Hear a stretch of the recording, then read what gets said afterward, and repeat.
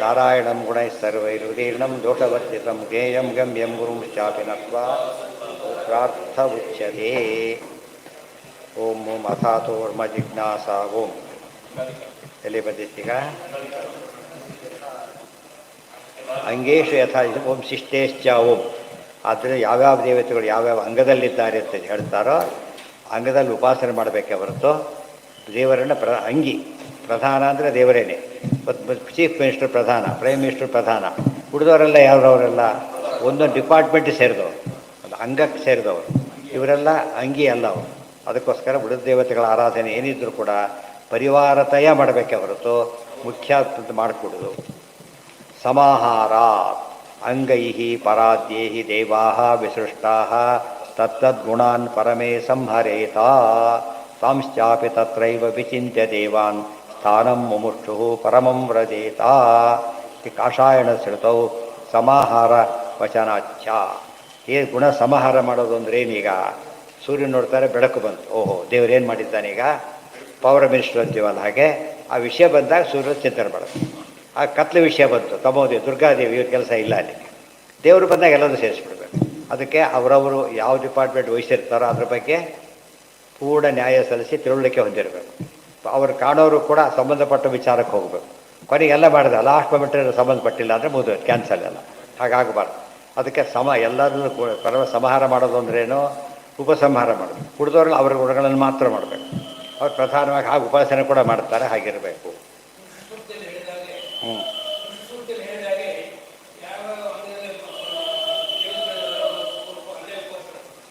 ಅಲ್ಲೇ ಲಯ ಹೊಂತಾರೆ ಕೂಡ, ಅಲ್ಲೇ ಲಯ ಹೊಂತಾರೆ, ಅಲ್ಲೇ ಸಾಯುಜ್ಯ ಅವರಿಗೆ. ಸಾಯುಜ್ಯ ಮುಕ್ತಿ ಸಿಗೋದು ಆ ಜಾಗದಲ್ಲಿ. ಇವರಿಗೆ ಹಾಗಲ್ಲ, ಸರ್ವಾಂಗ ಸಾಯುಜ್ಯ ಋಷಿಗಳಿಗೆ. ಸಾಧಾರಣ್ಯಾತ್ ಸರ್ವಗುಣಾ ಪರಸ್ಯ ಸಮಾಹಾರ್ಯಾ ತತ್ತದೃಶೋ ಮುಮುಕ್ಷೋ. ಉಳಿದವರಲ್ಲಿ ಆ ಒಂದೊಂದು ಗುಣವನ್ನು ಚಿಂತನೆ ಮಾಡೋದು. ದೇವರ ಸೂರ್ಯನಲ್ಲಿ ಪ್ರಕಾಶ ಚಿಂತನೆ ಮಾಡಬೇಕು. ಹೇಗೆ ಮಾಡಬೇಕು? ದೇವರ ಪ್ರಕಾಶವನ್ನು ಉಪಜೀವಿಸಿ ಪ್ರಕಾಶ ಇದೆ. ದೇವರದ್ದು ಅನಂತ ಪ್ರಕಾಶ, ಸೂರ್ಯದ ಇಷ್ಟು ಪ್ರಕಾಶ, ಎಲ್ಲ ತಾರತಮ್ಯ ಸರಿಯಾಗಿರ್ಬೇಕು. ಅದನ್ನು ದೇವರು ಕೊಟ್ಟ ಬೆಳಕೆ ಇವ್ರು ಕೊಡಬೇಕೆ ಹೊರತು ಸ್ವಂತ ಕೊಡೋ ಶಕ್ತಿ ಇಲ್ಲ. ದೇವರು ಉಪಾಸನೆ ಮಾಡಬೇಕಾದ್ರೆ ಪರಿಪೂರ್ಣ ಪ್ರಕಾಶ ಇದೆ, ಅವಂದೇ ಆಗಿದೆ, ಏನಲ್ಲ ಅದು ಇನ್ನು ಡಿಪೆಂಡ್ ಆಗಿಲ್ಲ. ಇದು ಉಪಾಸನೆಯ ಅರ್ಥ. ಅದು ತಿಳ್ಕೊಳ್ಳೋದಕ್ಕೆ ಅದು ಜ್ಞಾನ ಅಂತ ಕರೆಯೋದು. ಅದಕ್ಕೆ ಸಾಧಾರಣ ಉಪಸಂಹಾರ ಬೇರೆ, ಸ್ಪೆಷಲ್ ಉಪಸಂಹಾರ ಬೇರೆ. ದೇವರಲ್ಲೇ ಕೂಡ ಉಪಸಂಹಾರ ಮಾಡಿ ವೇದವ್ಯಾಸ ರೂಪ, ಜ್ಞಾನ ಕಾರ್ಯದ ರೂಪ, ಕೃಷ್ಣ ರೂಪ, ಫಲ ಕಾರ್ಯದ ರೂಪ, ವ್ಯತ್ಯಾಸ ಇಲ್ಲ. ಅದು ವಿಶೇಷ ಅಂತ ಒಂದಿದೆ. ಈ ವ್ಯವಸ್ಥೆ ಇದೆಯಲ್ಲ, ಅರ್ಥ ಮಾಡಿಕೊಂಡ್ರೆ ಸರಿ. ವಾ ಮುಂದೆ ನವ ಅತತ್ಸಹಭಾವ ಶ್ರುತೇ ಓಂ. ಇದು ಕೊನೆ ಅಧಿಕರಣ. ಯಾವುದರಲ್ಲಿ? 3ನೇ ಅಧ್ಯಾಯದ 3ನೇ ಪಾದದೊಳಗೆ. ಯಾವ ಪಾದಕ್ಕೆ ಏನಂತ ಹೆಸರಿದೆ? ಪಾದ ಹೆಸರೇ ಬರೆಸ್ಬಿಟ್ರೆ ಗತಿ ಏನು? ಹೆಡ್ಡಿಂಗ್ಗೆ ಬರೆಸ್ಬಿಟ್ರೆ ಉಪಾಸನಾ ಪಾದ. ಉಪಾಸನೆ ಹೇಗೆ ಮಾಡಬೇಕು ಅನ್ನೋದಕ್ಕೆ ಇಷ್ಟೆಲ್ಲ ಪ್ರಶ್ನೆಗೆ ಉತ್ತರ ಕೊಟ್ಟು. ನವ ಅಂಗದೇವ. ಉದಾಹರಣೆ ಕುಲದೇವತೆ ಒಬ್ಬರಿದ್ದಾರೆ, ಸರ್ವೋತ್ತಮ ಅಲ್ಲ, ಗೊತ್ತಾಯ್ತಾ? ಮಹಾರಾಷ್ಟ್ರ ಬಂದವರೇ ಗಣೇಶ ಕುಲದೇವತೆ ಆಗಿರ್ತಾರೆ, ಅದು ತಪ್ಪಲ್ಲ, ಗೊತ್ತಾಯ್ತಾ? ಆದರೆ ಪೂಜೆ ಮಾಡೋಕ್ಕಾದ್ರೆ ಮಾತ್ರ ತಾರತಮ್ಯ ಕುಲದೇವತೆ ಅಂತ ಮೊದಲು ಮಾಡಾಗಿಲ್ಲ. ಅವ್ರು ಡ್ಯೂ ಪ್ಲೇಸ್ ಬಂದಾಗ ಮಾಡಬೇಕು ಅಷ್ಟೇ ಹೊರತು ಬೇರೆ ಅವ್ರು ಬಿಡಾಗೋ ಇಲ್ಲ. ಸಾತ್ವಿಕ ದೇವತೆಗಳು ಇದ್ದ ಕಾಲಕ್ಕೆ ಏನು ಮಾಡಿಕೊಡೋದು? ಕುಲದೇವತೆ ಚೇಂಜ್ ಮಾಡೋಕ್ಕೆ ಕಾರಣ ಇಲ್ಲ. ಅದೇನು ಮಾಡಬೇಕು? ಅದು ಉಚಿತವಾದ ರೀತಿಯಲ್ಲಿ ಆರಾಧನೆ ಮಾಡಬೇಕೇ ಹೊರತು ಕುಲದೇವತೆ ಪ್ರಾಧಾನ್ಯ ಕೊಡೋಕ್ಕೆ ಬರೋದಿಲ್ಲ. ಇನ್ನು ಕುಲದೇವತೆ ಸರ್ವೋತ್ತಮನಾದಾಗ ಏನು ಮಾಡಬೇಕಾಗ? ಯೋಚನೆ ಇಲ್ಲ. ನರಸಿಂಹ ಕುಲದೇವತೆ, ಶ್ರೀನಿವಾಸ, ಅವತ್ತು ಪ್ರಶ್ನೆನೇ ಬರಲಿಲ್ಲ. ಬೇರೆಯವ್ರ ಕುಲದೇವತೆ ಆಗೋದು ತಪ್ಪಲ್ಲ, ಆದರೆ ಆ ಕುಲದೇವತೆ ಸ್ಥಾನಮಾನವನ್ನು ಹೆಚ್ಚು ಕಡಿಮೆ ಮಾಡಿದರೆ ಅದು ಅಪರಾಧನೇ. ವಿಷ್ಣುವಿಗೆ ಮಾತ್ರ ಯಾವ ಕಾಲಕ್ಕೆ ಏನಿಲ್ಲ. ನಮ್ಮಲ್ಲಿ ವಿಷ್ಣುವಿಗೆ ನರಸಿಂಹದೇವರು ಶ್ರೀನಿವಾಸಿಗೆ ಆಗೋದಿಲ್ಲ, ಇವತ್ತಿಗೂ ಬಿಟ್ಟಿಲ್ಲ ಜನ ಅದನ್ನು. ಏನು ಭಾರಿ ಇದು, ಅದು ಯಾವುದು ಏಕಾಶಿ ಬಿಟ್ಟರು ಬಿಡ್ತಾರೆ, ಆದರೆ ಬಿಡೋದಿಲ್ಲ. ದೊಡ್ಡ ಅಪರಾಧ. ಕೃಷ್ಣರೇ ಹೇಳ್ತಾರೆ, ಶ್ರೀನಿವಾಸ ಯಾರಿಗೆ ನೈವೇದ್ಯ ಮಾಡಬೇಕು? ನರಸಿಂಹ ಮಾಡಿಲ್ಲ, ಹೌದು ನರಸಿಂಹನೇ ಮಾಡಿ ಅಂತೇಳಿ.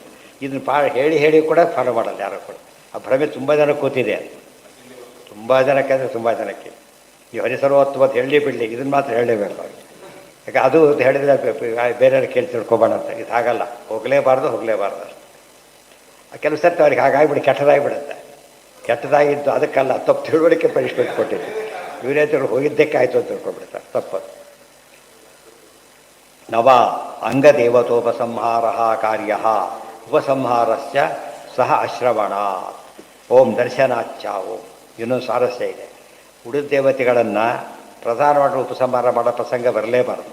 ದೇವ್ರ ವಿಷಯ ಬಂದಾಗ ಇವನ್ನೆಲ್ಲ ಸೇರಿಸ್ಕೋಬೇಕು. ದೇವರು ಸರ್ವೋತ್ತಮ ಹಾಗೆ ತಿಳ್ಕೊಂಬಿಡು. ಇವ್ರು ಹಾಗೆ ತಿಳ್ಕೊಳ್ಳೋಗಿಲ್ಲೇ ಇಲ್ಲ. ಇವ್ರು ಯಾವಾಗ ಅರ್ಥ ಮಾಡಿಕೊಂಡ್ರು ಯಾವ ಜ್ಞಾನ ಇರಬೇಕು ನಮಗೆ? ಸ್ವತಂತ್ರರಲ್ಲ, ಪರಿವಾರ ಜ್ಞಾನ ಇರಬೇಕು. ದೇವ್ರ ಬಗ್ಗೆ ಒಂದಿದ್ರೆ ಸಾಕು, ಸರ್ವೋತ್ತಮ ಸರ್ವತಂತ್ರ ಅದು ಬಿಟ್ಟರೆ ಮುಗಿತು. ಡೀಟೇಲ್ಸ್ ಭಾರಿ ಗೊತ್ತಿಲ್ಲ ಹೊರ ಯೋಚನೆ ಮಾಡಬೇಕಾಗಿಲ್ಲ. ಅಲ್ಲಿ ಹಾಗಲ್ಲ, ದೇವ್ರ ಬಗ್ಗೆ ಹೊರಟಾಗ ಮಾತ್ರ ಗೊತ್ತಿರಲೇಬೇಕು. ಅದನ್ನು ಹೇಳ್ತಾರೆ. ನವ ಅಂಗದೇವತೋಪಸಂಹಾರ ಕಾರ್ಯ ಉಪಸಂಹಾರಸ್ಯ ಸಹ ಅಶ್ರವಣ. ಅದಕ್ಕೆ ಕಾರಣ ಕೊಡ್ತಾರೆ. ಓಂ ದರ್ಶನಾಚ್ಯ ಓಂ ಸತ್ಯೋ ಜ್ಞಾನ ಪರಮಾನಂದ ರೂಪ ಆತ್ಮೇತ್ಯೇವಂ ನಿತ್ಯದೋಪಾಸನಂ ಸ್ಯಾತ್. ಇದನ್ನು ಬಿಡ್ಕೊಳ್ಳಿ. ಸತ್ಯಂ ಜ್ಞಾನಂ ನೋಡಿ, ಸಚ್ಚಿತ್ ಆನಂದ ಆತ್ಮ ಮೂರು ಬಂತು. ಸತ್ಯ ಜ್ಞಾನ ಪರಮಾನಂದ ರೂಪ ಆತ್ಮ. 4 ಗುಣ ಮಾತ್ರ ಎಂದೂ ಬಿಡಾಗಿಲ್ಲ. ದೇವರಲ್ಲಿ ಸರ್ವಗುಣವನ್ನು ಸಾಮಾನ್ಯ ಉಪಾಸನೆ ಮಾಡಬೇಕು. ಸ್ಪೆಸಿಫಿಕ್ಕಾಗಿ 4 ಮಾಡಲೇಬೇಕು, ಮಿನಿಮಮ್. ಅದು ನಿತ್ಯವ ನಿತ್ಯದೋಷ ನಿತ್ಯದ ಉಪಾಸನ ಸ್ಯಾತ್. ನಾಣ್ಯತ್ ಕಿಂಚಿತ್ ಸಮುಪಾಸೀತ ಧೀರ. ಬೇರೆದನ್ನು ಹಾಗೆಲ್ಲ ಮಾಡೋ ಕಾರಣ ಇಲ್ಲ. ಸರ್ವೈರ್ಗುಣೈ ದೇವಗಣಾ ಉಪಾಸತೆ. ಆದರೆ ಮೇಲವರು ಮಾತ್ರ ಏನು ಮಾಡಬೇಕು? ಅವ್ರಿಗೆ ಕಮಿಟ್ಮೆಂಟ್ ಜಾಸ್ತಿ. ಉಪಾಸನೆ ಹೀಗೆ ಮಾಡಬೇಕು ಎಂಬ ವಿಚಾರ ಯಾರಿಗೆ ಬರೋದು ಅಪ್ಲಿಕಬಲ್ ಅವರಿಗೆ. ಉಳಿದವರಿಗೆ ಇಷ್ಟು ಅನಂತಗುಣ ಪೂರ್ಣತ್ವ ಬಿಡಬಾರದು. ಉಪಾಸನೆ ಮಾಡಬೇಕಾದ್ರೆ 4 ನಾವು ಕ್ರೈಟೀರಿಯಾ ಮಾಡ್ಕೊಂಡು ಉಪಯೋಗಿಸ್ಬೇಕು. ಆದ್ದರಿಂದ ಅನ್ಯ ದೇವತೆ ಪ್ರಶ್ನೆ ಬರಲಿಲ್ಲ. ಆದ್ದರಿಂದ ಅದು ಸಾಮಾನ್ಯತೆ ತಿಳ್ಕೊಂಡ್ರೆ ಸರಿ. ಇದನ್ನು ಸಾಮಾನ್ಯ ತಿಳ್ಕೊಬಾರದು, ಸ್ಪೆಸಿಫಿಕ್ಕಾಗಿ ತಿಳ್ಕೊಬೇಕು. ಇತಿ ನವ ಎಂದು ನವಾಧಿಕರಣ. ನವ ಅಂತ ಶುರುವಾಗಿದೆಯಲ್ಲ, ಅದಕ್ಕೆ ನವಾಧಿಕರಣ. ಕೆಲಸ ಅಧಿಕರಣಕ್ಕೆ ಹೆಸರನ್ನು ಆ ಸೂತ್ರದ ಮೇಲೆ ಇಡ್ತಾರೆ, ಕೆಲವೊಂದು ವಿಷಯದ ಮೇಲೆ ಇಡ್ತಾರೆ.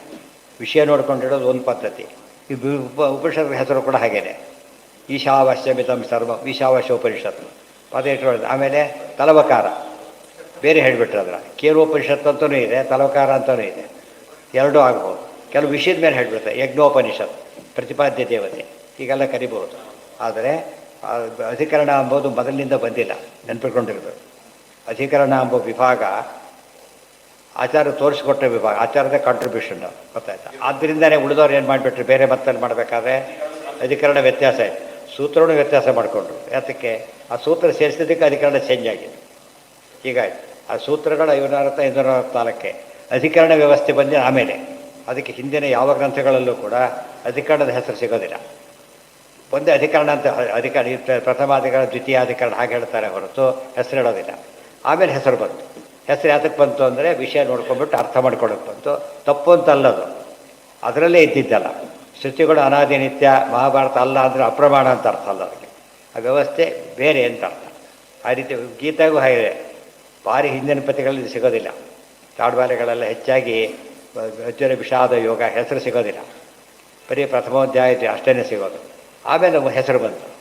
ಹೆಸರು ಸರಿಯಾಗಿ ಇಟ್ಟಿದ್ದಾರೆ, ತಪ್ಪೇನೂ ಅಲ್ಲ. ಆಚಾರ್ಯ ಒಪ್ಕೊಂಡಿದ್ದಾರೆ. ವಿಭೂತ್ಯಧ್ಯಾಯ ಅಂತ ಹೇಳ್ತಾರೆ, ವಿಶ್ವರೂಪಾಧ್ಯಾಯ ಅಂತ ಹೇಳ್ತಾರೆ. ಅದು ಪ್ರಾಮಾಣಿಕನೇ. ಬಟ್ ಮೊದಲಿದ್ರಲ್ಲಿ ಪ್ರಾಮಾಣಿಕ ಇರಲಿಲ್ಲ. ಯಾವುದು? ಪಾದ ಮುಂಚಿದ್ದೆ. ಎಲ್ಲರೂ ಅದು ಫಾಲೋ ಮಾಡಿದ್ದಾರೆ. ಅಧ್ಯಾಯ ಪಾದ ವ್ಯತ್ಯಾಸ ಆಗಲಿಲ್ಲ. 4 ಅಧ್ಯಾಯನಲ್ಲರೂ ಹೋಗ್ತಾರೆ, 16 ಪಾದನೂ ಹೋಗ್ತಾರೆ. ಸೂತ್ರದಲ್ಲಿ ವ್ಯತ್ಯಾಸ ಇದೆ, ಅಧಿಕರಣದಲ್ಲಿ ವ್ಯತ್ಯಾಸ ಇದೆ. ನಾಳೆ ದಿವಸ ಫಲಾಧ್ಯಾಯ ಶುರು. ಮುಖ್ಯವಾದ ಅಧ್ಯಾಯ ಫಲಾಧ್ಯಾಯ. ಮೋಕ್ಷಾಧ್ಯಾಯ ಏನಿದೆ ಮೋಕ್ಷದಲ್ಲಿ ಅಂತ ಗೊತ್ತಾಗಬೇಕಲ್ಲ. ಅದು